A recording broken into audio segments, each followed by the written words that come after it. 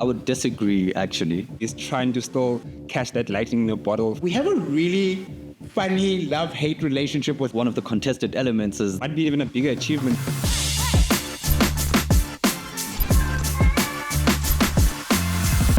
Right, ladies and gentlemen, welcome to the 22 Hours podcast. Today, as always, I'm joined by Ngobile Ndlovu and Zolani Vuma, and we are talking about the state of South African football. And the question we're trying to answer is, are we currently experiencing a purple patch in South African football, or is this a sign of real structural change? But before we get to the end, let's start at the beginning. Ngobile, when we talk about South African football, take us through the structure. What is it actually, and what does it look like? Yeah, so at the top of the structure of South African football is the South African Football Association. That is the signatory of FIFA, and that's where all the rules are gathered, and essentially a licensing in order to play in South African football is disseminated. Underneath SAFA, from a men's perspective, is a company called the National Soccer League, but essentially it's what we call the Premier Soccer League. They manage men's football, and they manage the Betway Premiership, or the Premier Division of men's football. For sponsorship reasons, it's called the Betway Premiership. And then they also manage the second division, or the NFD, National First Division, which is called the Motsepe Foundation Championship for sponsorship reasons. They also manage the DDC, what is called the DStv Diski Challenge, which is essentially the reserve league of the PSL teams. So all the PSL teams have reserve sides, and they play in the DStv Diski Challenge in order to give those guys experience and get them to play on a consistent basis. 100%. From a SAFA perspective, SAFA also manages women's football. They manage two women's leagues, which is the Hollywood Bet Super League for sports. It's essentially an amateur or semi-amateur league. Yeah. And then underneath that is the Sasol League. The Sasol League is essentially the regional league, which is essentially the feeder league to the Hollywood Bets. They also manage the amateur football in South Africa in terms of the men's league. So it's a bit of a mixed bag. Yeah. So we're coming back to this hand where they manage the amateur side of men's football, in that they manage the ABC Motsepe Championship, which is, once you drop out of professional football, you're in ABC Motsepe. And then underneath that is the Hollywood Bets Men's Regional League, which is, again, for sponsorship purposes. So it's a bit of a mixed bag where, one is managing. But SAFA at the top level also manages all referees who are kind of deployed into all of these leagues. All of the referees are managed by SAFA and then deployed into the various leagues. Zolani, you grew up playing football, so even when you're playing like club football, that's actually technically also managed by SAFA as well. So I didn't actually know that SAFA was managing the amateur sides. I remember I used to play in what is now the ABC. Back then it used to be the Vodacom. Yeah. And Did you play Vodacom? I guess also was I was under 21, and I used to come to training all the time. Yeah. So there was the under 21 rule there, so I used to play there. Yeah. So interesting. I didn't know that. But it's a lot to manage. It's a lot. Yeah. I know. And you know what I mean? We spoke about how big SAFA is. People don't realize. Yeah, it's huge. SAFA is an enormous organization. There's over 20 teams. There's beach soccer. There's under 15s. 20 national teams. 20, men's and women's. Yes. Okay. It's an enormous organization, and handling all of that is, I can't even imagine the logistics of trying to do that. I also saw that SAFA, I think, was founded in like 1991. So they were founded in the early 90s. And they were really mandated to bring football to the people, coming out of apartheid and everything like that. So when we look at between 1996, let's say, and to today, 30 years' time, what have we seen structurally that has actually improved in terms of football? I think the other thing, personally, I'll take it back to this, the thing that I think I most dislike about where we are currently globally as a sports people, I think we use trophies, medals, and that kind of success to measure what's good or what's bad. Because if you think about it, if we were reinstated into world football in 92, and then 4 years later we're basically winning AFCON, and then 30 years later we're trying to still catch that lightning in a bottle, forgetting that maybe we ran too quickly and that success blinded us, thinking everything is fine. Yeah. But not knowing that, no, Chief, our foundation is not really solid yet. Yes. And we're trying to live up to something that happened so long ago. So far as to say, I think even the bronze medal we won to the 2023 might be even a bigger achievement, because now we're starting to understand like how to administrate these things. As you said, there's a lot of clubs to manage. And I think right now we might be back in our, like we're kind of healing, and the organization is slowly but surely getting there. I love what you're saying, because South Africa was playing football in the 60s and so on. Then we were banned from international sport for about 28 to 30 years, depending on where you are in the kind of timeline. We were in isolation for so long. So we had these great stars that could never really play for the country, about Jomo Sono and and the like, who was playing back then. Yeah.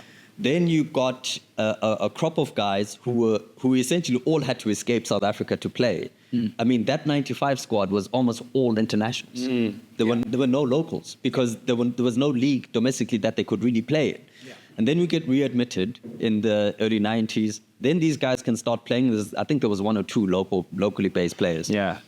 And then, we get through this period of kind of lulls after 96, et cetera, et cetera. Now we're only really starting to much. So essentially, South African football was almost really born in like 1990, 1995. Yeah. Born. Yeah.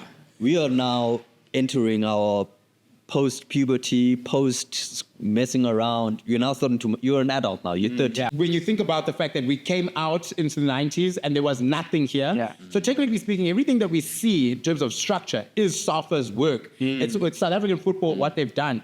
The women's leagues, the development, the DSTV Diski Challenge, having a reserve league, for example. These are all things that we can point at and we can say, we've done a really good job in setting up the structure. Yes, it's a little confusing when you don't know it, but actually, when you know South African football, then you can look and say, okay, these guys came in, they gave the thing structure, and I guess today what we want to do is talk about, but have they done it enough? And where are we going in the future? Yeah. But to get there, for me, I think the most important thing is, who are the people?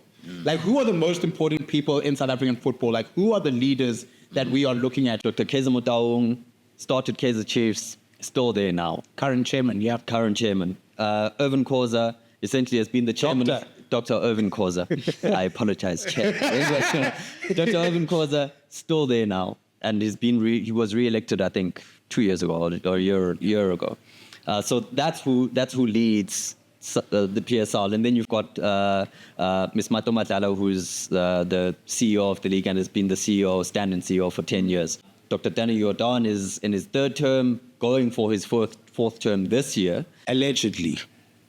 Those are the power brokers in South African football at the moment. We have to take our hats off to them because they kept football alive. But I want us to now talk about where we currently are, right? Because they've done a fantastic job in the past, but we don't live in the past, we live in the present. Let's talk about the commercialization of South African football. For people that don't understand, how do club owners make money? I also want to know. What, you want to buy a club? Maybe, perhaps. I think some club owners also would like to answer this question because, it's very difficult. Yeah. So clubs have a few ways of making money. The one is the PSL grant. Yeah.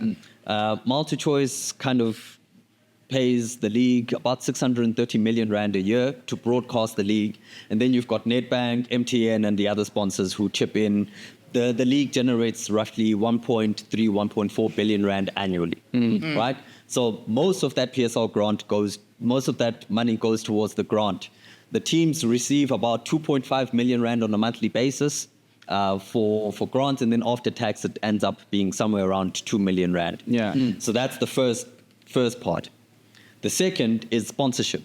If the more sponsors you can get, the better. Then you get things like gate takings. The PSL clubs get the majority of the gate takings when they host. If it's a cup competition, there's a split, but they get the gate takings when they host matches, and then you've got your costs for travel and so on that you have to manage. And then there's things like your merchandise sales and and the like.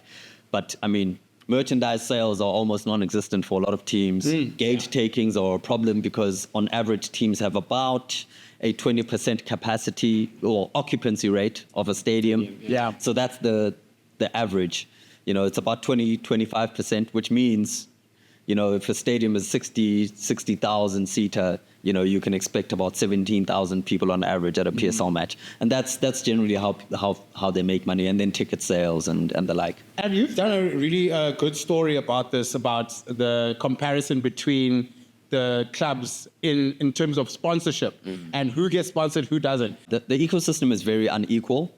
So about 65% of our teams don't have a front of shirt sponsorship. And the front of shirt sponsorship is the logo that you see on the front of a shirt, and it's the most valuable. Yeah. And the teams with the biggest deals are Chiefs and Pirates. They've both got Vodacom on the front of the shirt. When they first signed it, it was something like 40-something odd million, and it's gone up since then. And then you've got your sleeve sponsors. I think it was about 70% of the teams don't have a sleeve sponsor. And then after that is your vehicle partnerships and mobile partnerships and so on. So if you're looking at the teams in the league, Chiefs, Pirates, Mamelodi Sundowns, all three have about an equal number of sponsors, and they've got the lion's share of sponsors. And then underneath that comes a team like Stellenbosch. Then you get your Durban City, and then you start getting into zero sponsorship territory. You've got your Golden Arrows there as well, but then you start getting into your zero sponsorship territory. In as far as one thing where people always have this misconception is your kit sponsor. Kit sponsors aren't guaranteed to give you money. A lot of the teams are buying kit from kit sponsors and then having to sell it to try and recoup their money. Where you get a revenue share is Chiefs has a revenue share with Kappa, Pirates has a revenue share with Adidas. Sundowns has a revenue share with Puma, but they also get money on top of the revenue share. So they get guaranteed money to sell upfront, it, because they guarantee to, exactly. Then there's a lot of teams who don't have kit deals at all. TS Galaxy makes their own kit. Golden Arrows makes their own kit, and some other teams, Chipa also makes their own kit. Some other teams have kit deals, but they don't really get any money from them. Let's be honest, there's a reason for that, right? There's a reason why Chiefs, Sundowns, Pirates get the biggest. But they're the biggest teams. They have the largest fan bases. They command the largest viewership. Most stable. Yeah, the most stable in terms of being, and this is such a great point.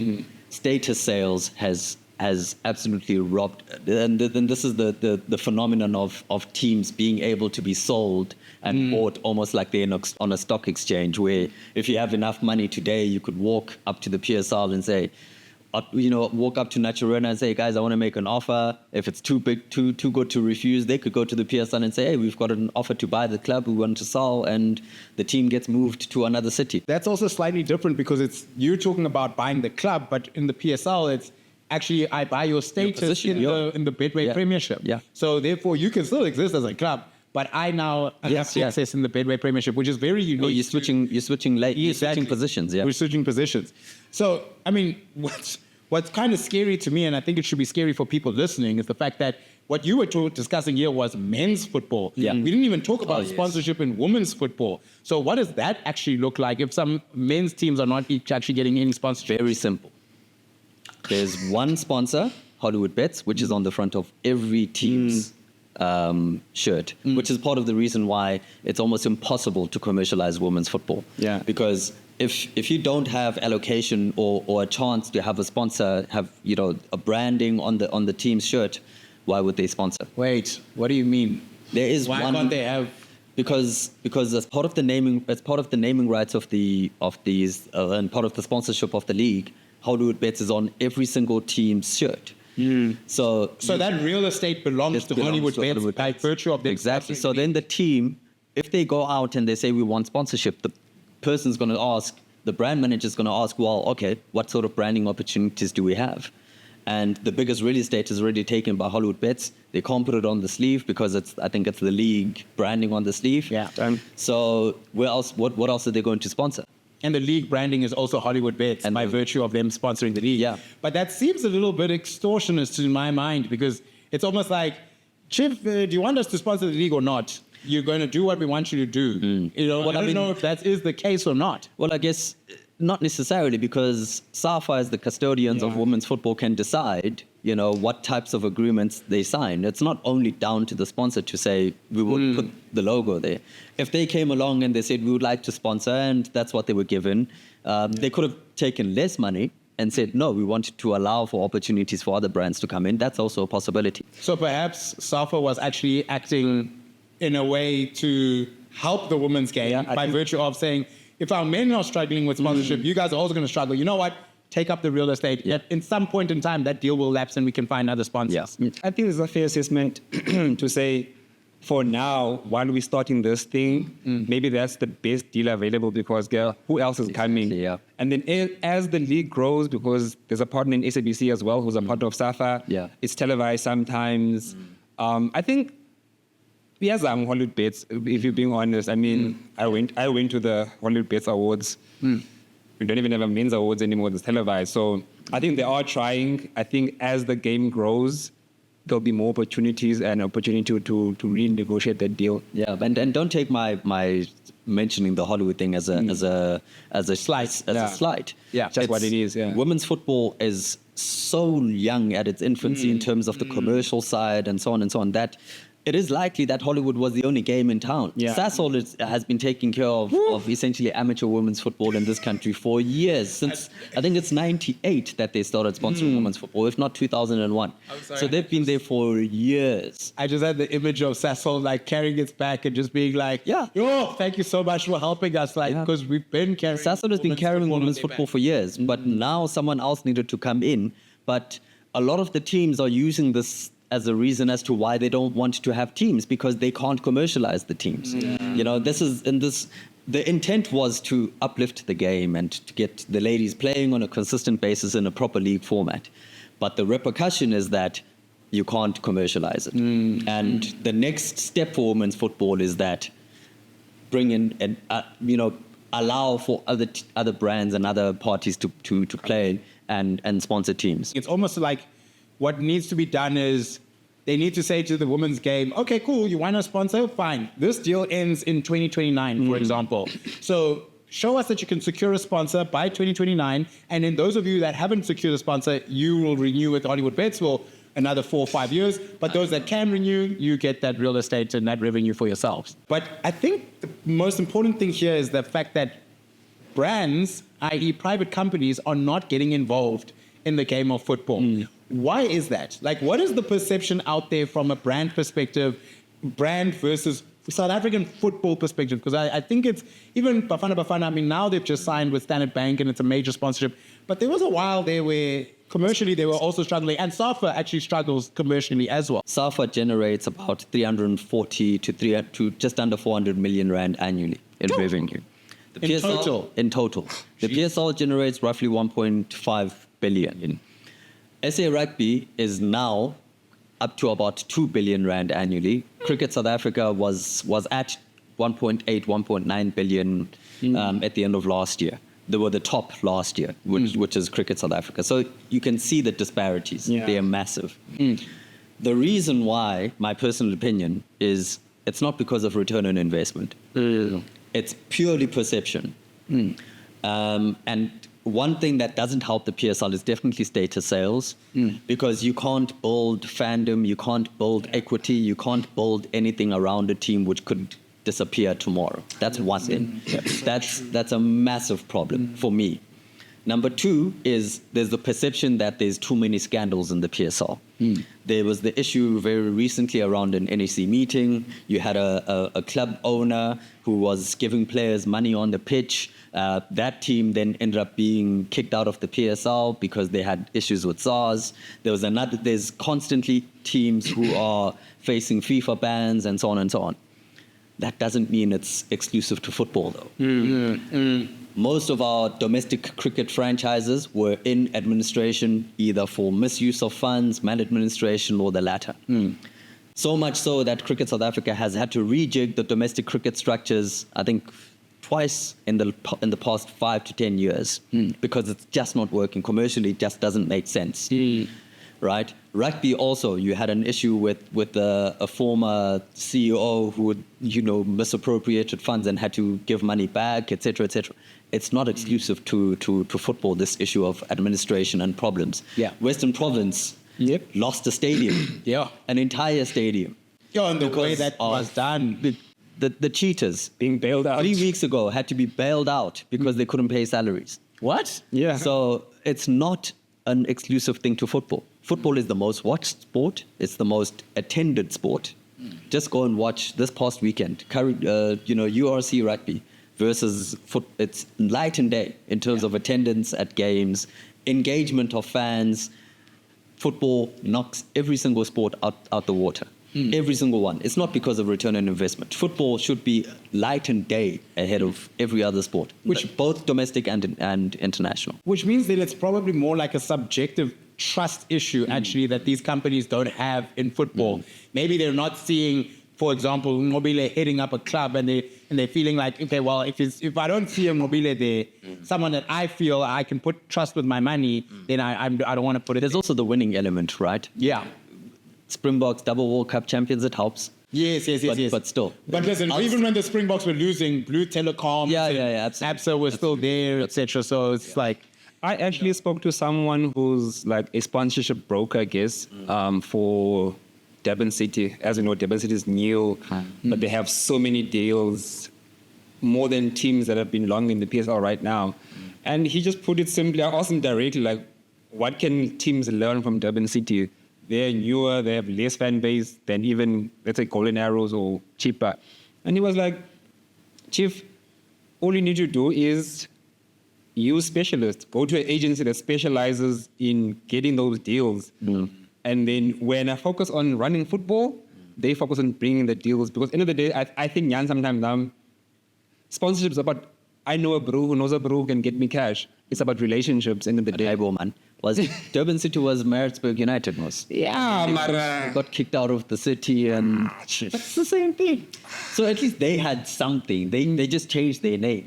And they willingly moved from Maritzburg to Durban. I think to Zolani's point, though, and by extension, But he's not wrong. He's not wrong. right, Again, it's relationships, right? It's I trust that person. If you're saying I must give you R1 million, and that R1 million is going to give me X, Y, Z, okay, cool. I trust you.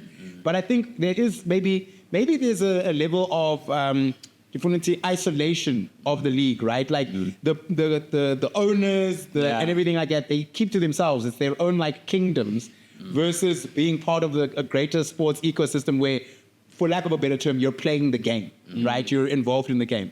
But besides all of that, to your point, it's still the most supported sport in the country. The one thing we forget is that sport is the one real unscripted reality show and drama. Chief, there's a reason why maybe Generations played at 8 o'clock and Days of Our Lives played at 5 o'clock. Because it might be a bigger show with bigger actors, bigger budget, but it didn't tell our Days of Our Lives, pun intended. So I think what we do enjoy is the fact that when you feel like you know a player, you know the storylines, it's just closer to home. And I think that's what the fans enjoy, something that's closer. Yeah, man, you know MasterChef, and you know his problems, or you know Ban, you're rooting for him. Ooh, Rooney over there is like, it's so far removed. And I think it's being passed down from generation to generation, like back in the day, in the 80s or the 90s or the 70s, to even this generation now. And I think that's why Sinalanuma, just feels closer to home. And I love that what you just said, league yetually. I mean, the Betway Premiership tagline is Lisekasi. Yeah. It's in our blood. My question, though, becomes, is South African football, and I guess in this instance would be the PSL, are they doing enough to capture that passion and turn it into growth of the league? Or is it something that, they just can't do, actually? I don't think so yet, Yaz, because I think what I've noticed from going to a lot of games, even recently, like we live in a social media era right now where live experiences are the next thing. Like going to a football match is the next reel, is the next content. People are making reels, people are making vlogs, people are getting paid to attend games separate from PSL. People are not making money from that at all. but people are getting brand deals because they know, again, to the point that South African football is loved so much that I can grow my following by attending games, speaking about the game. Because now, if you guys have seen, everyone from the continent is speaking about the game. People from the US are speaking about South African game. So everybody else in the ecosystem is making chankuras, not the league yet. Because I think to the point of sometimes maybe they're so focused in running the thing, which they do a good job in running it, administrating, but then there's the other side, the experience, the fans, and capitalizing that to elevate everything else. That's what's missing. As an expert live match goer, what would you do to improve the live match experience for a fan? For a fan, Yeah, what's working? So tell us what is working. What does the PSL get right? So- and then what is something whenever you look and you say, but we can improve here, guys. So I think the product is just working. Like, we love the game, the product itself. But I think we forget that we're not just there for the product alone. So the smaller things, the niceties, like security, obviously, traffic, the ticketing issues, the network. So all of those things. Seating is a huge one. Seating, Chief, we need to bring back dedicated seating. This thing of first come, first serve, I don't think it's working. So marshals, so just elevating that. I think there's a reason why a lot of people maybe, let's say the baddies or whatever, prefer going to rugby games. Because when I get there, I get to my seat. When I get there, the security, I can, there's ushers, there's people, like there's so few securities at PSL matches or football, but it's scary, actually. So those are the things. The product itself, it's fine, Chief. It's everything around it, like those small things, the nitty-gritties, you need to just, and if it means using a ticket price, use it, Chief. It's so funny because that's my next question. Is the reason why the PSL doesn't do this, I'll throw this to you, Mr. Cash and I want to know, the reason the PSL doesn't do this is it because they look at the profile of their customer and they say, Chief, these people don't have disposable income, so we can't actually charge them more, which then kind of does the job of also not allowing them to grow the sport. Yeah, I'll liken it to the approach to the taxi industry in this country in some ways. You know that the best thing for the country to do in terms of getting to a not third world country, but second world and maybe first world is, number one, improve the transport system and make sure that it's accessible. But now you have to fight double makeza lapha. And these guys are like, Chief, we're not going anywhere. Yeah. And they've tried this issue of changing the ticket price, but people are like, singen, because it's the reality. Yeah. The vast majority of our football fans, especially who are living in townships and the like, have very little disposable income because that's the economy of the country, and it's very, very, very difficult. But while all of these things that Uzolani was talking about cost money, you can generate more money. Yeah. More fans. You don't have to charge people more money on ticket sales because, let's be honest, ticket sales are not a huge percentage of the team's revenue anyway. Yeah. So let the teams generate more money. So to answer your question to him, my view would be what can be done to make things better for the fans, because it will have an impact on the fans, right? Yeah. Is allow teams competitive sponsorship, for one. Because right now, teams aren't allowed to get competitive sponsorship. If you are a team and you go and you approach Telkom and you want to get a Telkom logo on your shirt, you're not allowed to. Because of the MTN sponsorship Because of the MTN names. sponsorship. Yeah. So and it's not like it's 100% that you can't, but basically, if you've got a competitive sponsorship, you generally can't do it. There's like some rules that allow, like for example, betting sponsorship. Yeah. All the teams can now get betting sponsorship, but it was very difficult until a couple of years ago. So there's, And let's also be very clear. I mean, just because legally you're allowed to do it, you still have to go and approach a brand. Brands are just going to look and they're going to say, this seems like a mission. It seems like it's too difficult. Let's take our money to somewhere else where it's very clear what we can and cannot do. Yep. So for me, let more money flow into the league. Yeah, flow into the teams so that the teams can go. Because part of the reason why the teams don't bring out as many securities is because they cost money. I spoke to a chairman of a club. Can I ask quickly? Yeah. So each team is like, it's their responsibility to have security at the stadium. Whenever you host a match, they pay for the stadium hosting rights. So you have to go to the municipality and say, if you don't own the stadium or if you don't have an agreement like Chimba United does, etc., you have to go to the municipality and say, we'd like to rent the stadium. Right?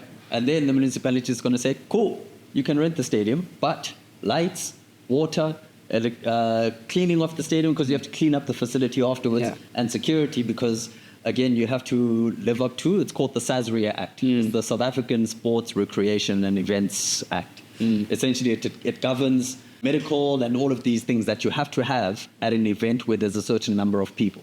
So you can't not do security. You can't not do medical. You can't not do cleaners. You can't not do the water and even the lights. So when I spoke to a club owner, he was like, Chief, if it's going to cost me between 300,000 and 500,000 per match, now you're going to ask me to bring in 100 more security when the minimum requirement is I must have 50.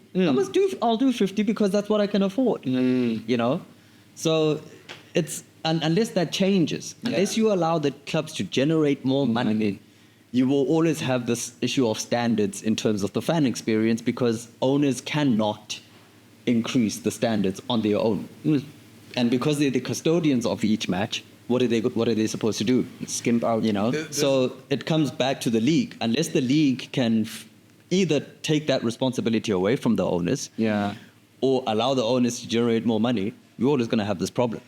And I guess that's probably where we now look to the future, right? Because the question now becomes, where is let's just look at the world. Where is global football going? And then let's compare it to where we currently are as South Africa. Zolani, I'll throw it to you. Where do you see global football is currently going in terms of the Premier League, which I guess is the most watched foreign league in this country and in the world, and then maybe the other European leagues? Where do you see them going? And then what would you say we could probably learn from them right now? So the Premier League is very interesting, but I also want to just caution from, what's the word I'm trying to look for? From comparisons, because they do what works for them because it works commercially, the economics are different, to Ngobile's point, everything is just different, right? And they appeal to a wider global market. They can attract the best stars, they can attract all these other fancy things. And they're able to do things that affords them that. Tina, not necessarily, right? So I think we should look at things that can improve our league and our standards, like, for example, letting more money flow into the league, sustainability of clubs, the buying and selling, like fixing those things in order that the league can grow here, so that once it grows up, then maybe we can try and export it to the rest of the continent by having teams that have been in the leagues for such a long time and have longevity. I think those are the things I think I would want to fix first, instead of like seeing Kobana Benz and Doni. And then, again, telling our story. Those are the two things I'll try to do. I would disagree, actually, with the order. Yeah.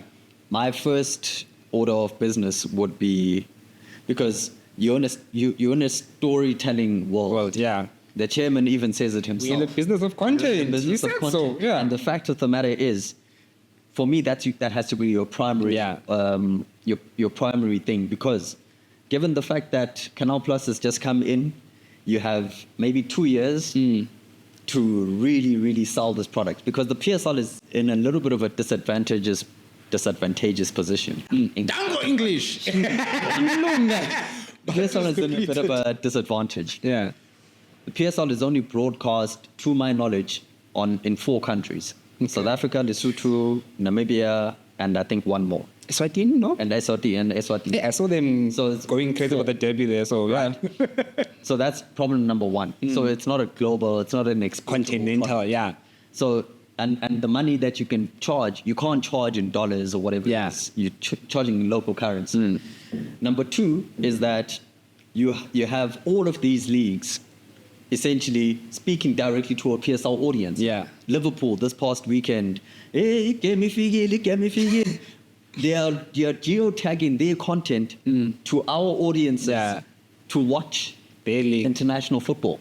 And there's a lot of them thinking of doing that because South Africa is a great market. It's one of the most advanced, etc., etc. So they are stealing attention from here. 100%. Right? The administrative stuff I completely agree with, and ordinarily I would be the first person to say that for me, those two things have to happen in concert.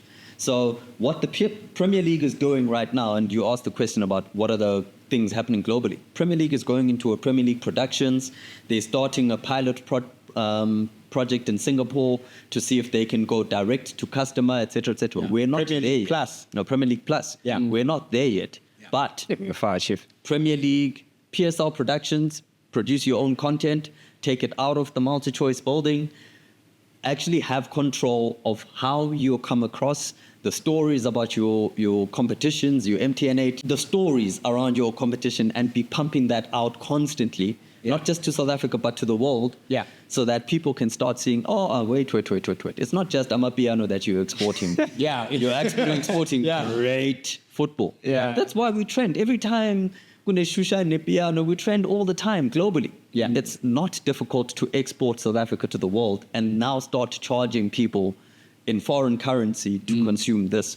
And for me, you have to do it in concert. And there's not a lot of time to do it because if come 2029 and Canal Plus is like, it's great, but only for you guys, and we're concentrating on the continent, so we're maybe not going to give you 600 million, what's going to happen then? The conversations will be very difficult. Chief, I think when you're even speaking about Canal Plus in terms of time, I'm just looking at technology in terms of time. I mean, the way AI is moving currently, and this is why I also asked the question about leadership earlier. AI 3 years ago, that was that famous video of Will Smith and the spaghetti, and it just looked like everyone was like, Chief, this thing, whatever, Silicon Valley's lost its mind, this thing's not going to do anything. Today, there's whole movies being made with just prompting, right? I say that just to say technology is moving at a rapid pace, and it feels as though we could be left behind. Personally, I agree with you, but instead of exporting to the globe, I was actually really thinking about it. I was thinking, we have a really funny love-hate relationship with Nigeria. That is a population of about 250 million people. There's a lot of people in Nigeria. For me, and I think you shared a video with me once where there was a Nigerian guy who was commenting on the PSL, and he was like, Mamelodi Sundowns is my team. Me, I would start there. I would start exporting there, and you see it also in global football, that global expansion is really the thing that a lot of these guys are looking at. La Liga tried it, the NFL model, which was take a game live and export it to another country. The fans said, stop that. We're not doing that. Premier League, I'm sure, is also looking at it, but they also know that their fans probably wouldn't allow it. I think here in South Africa, you'd struggle with it in terms of the Soweto Derby. I think you'd struggle with it in terms of maybe you could get away with Sundowns and Pirates. Maybe you could move Sundowns and Pirates or Sundowns and Chiefs. But that's what I think. I think you got to start somewhere in Africa, pick a country and say, okay, that's who we're talking to next. And we want to get into that market. And then the next one, Ghana. The next one, this. And once you've got the continent, then you go out into the rest of the world. That's why I referenced the 4 countries, right? My view is take over Africa, because there's so many very poor leagues on the continent. The Nigerian league, Cameroon, etc. They are, like, in terms of quality, really, really bad. So you can export that definitely to the rest of the continent. And we've got enough South Africans on the continent as primary viewers and as secondary viewers, immediate citizens of those countries. And then the rest of the world, Europe, etc., etc. There are so many. My thing would be export this thing as quickly as possible and get it out to as many people as possible. If it's not the live match, the clips, the this, the that, target it outside of the country so that more people start enjoying it and start wanting to, okay, maybe I might watch a game because this is really interesting. Because there's no drama like South African football, I can tell you that. No, 100%. And to your points earlier about also finding other ways to bring in money, that is a way. Because I imagine if you are charging 1,000 rand, not even 1,000, because South African football is available on DStv Compact, which I pay for my dad's one. I think it's about 500 rand a month. 500 rand a month in dollars is what? It's $50, not even $50. Less than that. It's Like less, it's like $35, $30. Yeah. So for somebody that's like a fiend for football, that just wants football, you got to export that in a Premier League plus kind of model when you get there. And that person's looking at a negligible amount and they're saying, yeah, I'll pay that $29, goes directly to the PSL and they can distribute it accordingly. And then all of a sudden, we're raising the standard of the game up. So I want us to come back to the original question and also at the same time, juxtapose it with where we currently are, which is an election year for the SAFA presidency. Is South African football, has it made progress structurally? Or are we just witnessing a purple patch now with Bafana and women's football and youth football also doing really well? Let's look at the SAFA presidency and what's been happening in the NEC lately.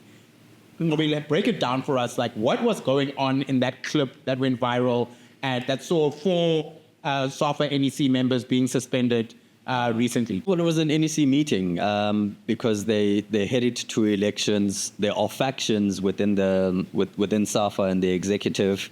There's said to be 3 factions within the room. There were said to be 2, but my understanding is that from a broader perspective, there are about 3 factions. It's been a contested issue for quite a while in terms of who can run and how that process is managed. So from a SAFA perspective, SAFA runs football at the top level, but there are regions across the country. There's 52, I think, 52 regions, right, across the country who represent the interests of players and society at large, right? Essentially, that's what they're supposed to do.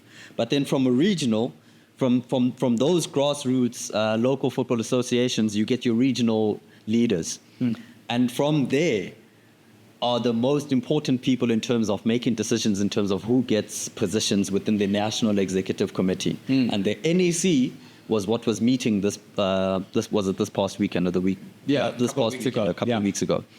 And at that level, that's where you decide who the president is, who the regional executives are, et cetera, et cetera.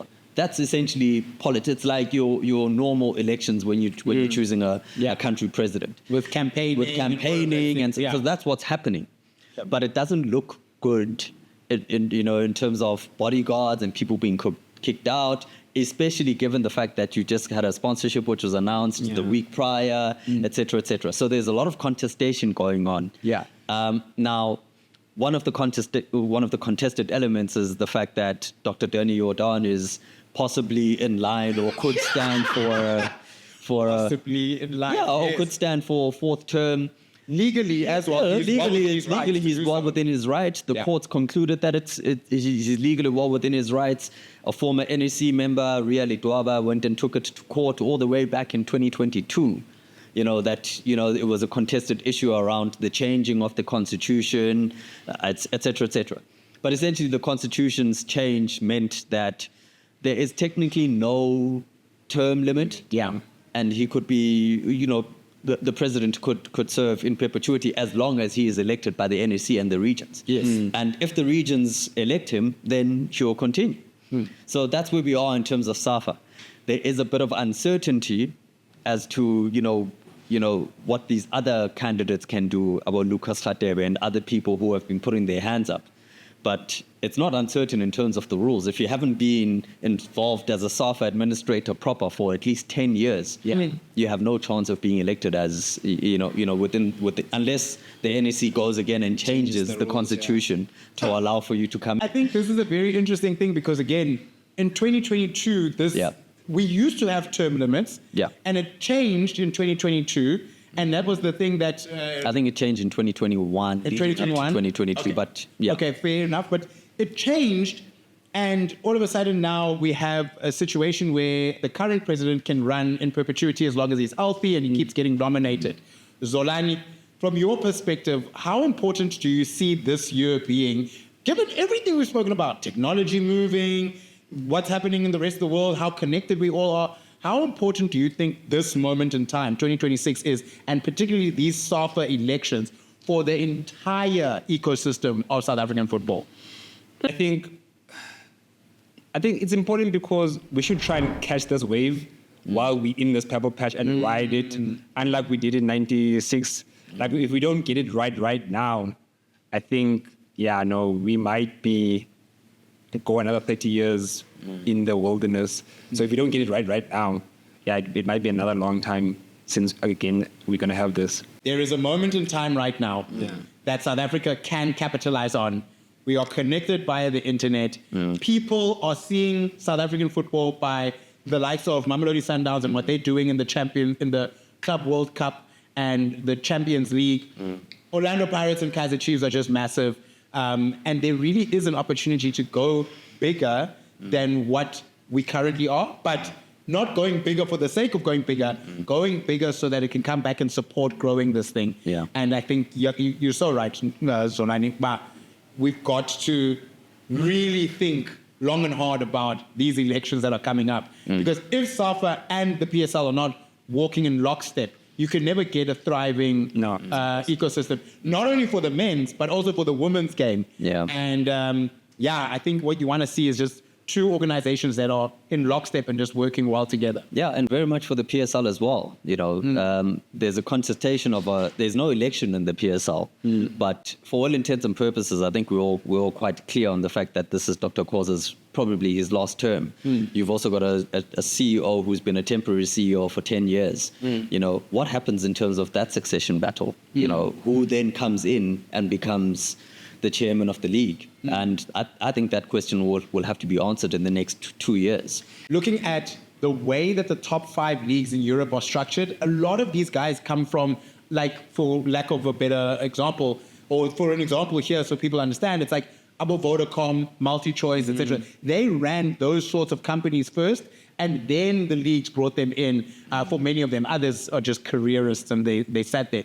And I believe that that's what needs to happen next for that trust from the private sector as well. You got to go and pluck the Standard Bank CEO and say, listen, Chief, please come and run the PSL. Of course, you can't afford it, but you know what I mean? That's the profile of leader that you need so that the private sector looks and it says, you know what? We trust that with you, this ship is going to be turned around. Nancy Madly, go and do the thing, which to me seems like what happened also at CAF with Dr. Patrice Motsepe, is that you trust his profile, that he's done it in the business world, so therefore he must be able to do it here as well. It's easier said than done, though. Far easier said than done. Yeah. Because the PSL Board of Governors is made up of essentially club owners. And,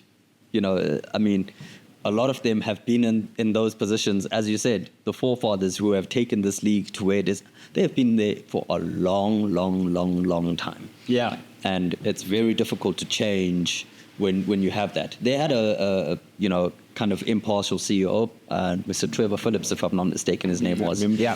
And then there was, there was also Shetel Siem at, Shetel was at SAFA, if I'm not mistaken. So yeah, it's happened before, and it didn't quite stick. I don't know why it didn't quite stick, but I do know that there were some real reservations around having someone external. Yeah. And whether that's a possibility now, I do think that the PSL is ripe for external thinking, external something, because again, I think it's the one, I would agree in saying it's the one step that needs to be taken to say open the floodgates in terms of support and so on and so on, because the support is there from a fan base perspective. Yeah, I'd like to put forward my theory, which is that I think it was probably the right decision. I personally believe, and this is literally just my opinion, Dr. Owen Khoza has been protecting the PSL from the potential of capital coming in and just taking over and changing its identity completely. Yeah. And I think for me, when I look at him, and I don't know the inside story, but if that's what he's done a phenomenal job. But now, to Zolani's point, you've protected it for long enough. It now needs to fly, and what must happen must happen. But it has to be given the chance now to flourish accordingly. That's just my opinion. But again, we shall see.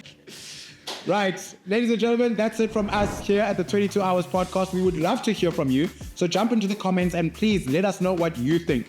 Has South African football made advances structurally, or are we just witnessing a purple patch at the moment and there's still a lot of cracks under the hood.